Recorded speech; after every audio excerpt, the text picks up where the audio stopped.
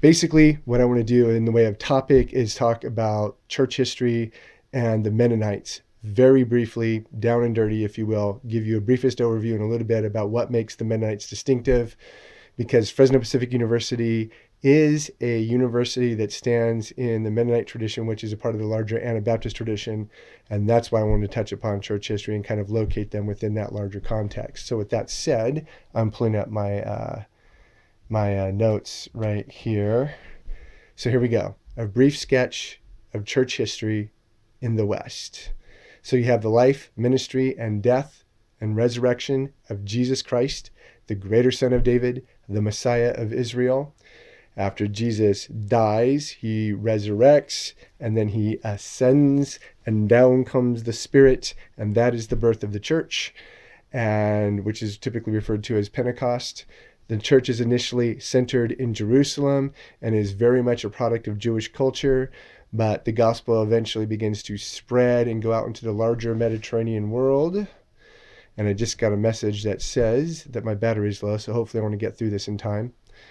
Okay, so the church is centered in Jerusalem and starts to go out into the larger Mediterranean world, and the gospel spreads to new areas of significance such as Antioch and Alexandria, Constantinople, and eventually it makes its way to Rome.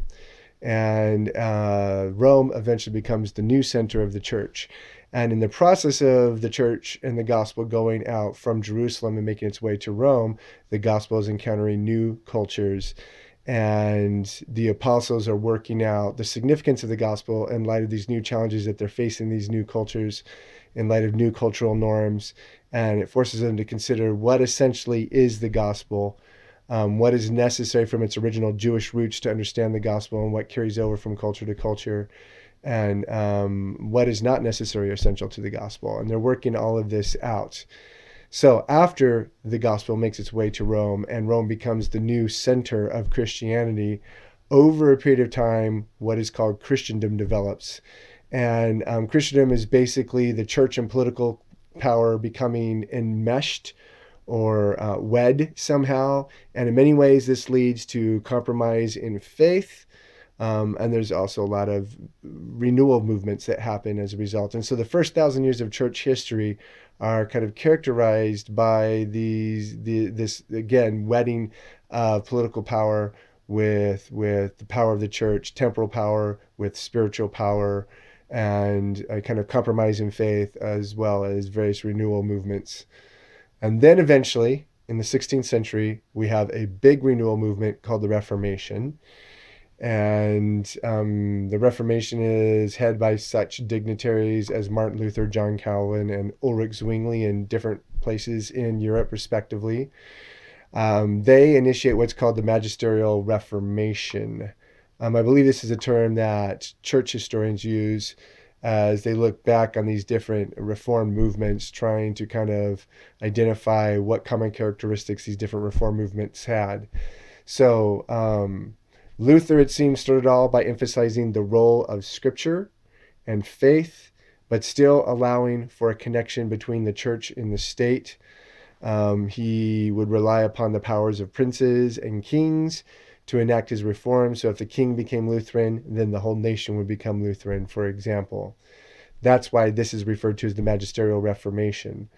The church was beholden to the power of the magistrates, in other words.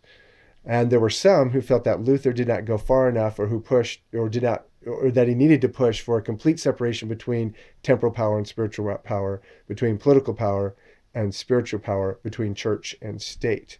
So they reject the idea of coercion in matters related to faith, and argue rather that the church should be a voluntary society, a visible community formed by those who are baptized upon confession of faith and not upon birth, as was the common practice in the late Middle Ages, that people were baptized upon birth, and those birth records, those baptismal records, were often used for a census, for example. So in this tradition of those people who felt that Luther did not go far enough, and again, with Luther, I include John Calvin about a generation later, and Ulrich Zwingli, the same generation as Luther, they are all lumped together as magisterial reformers. But there were those who felt that those guys didn't go far enough, And these are the radical reformers. And this is also known as the Anabaptist tradition. It is out of the Anabaptists that you find the Mennonites emerging, historically speaking.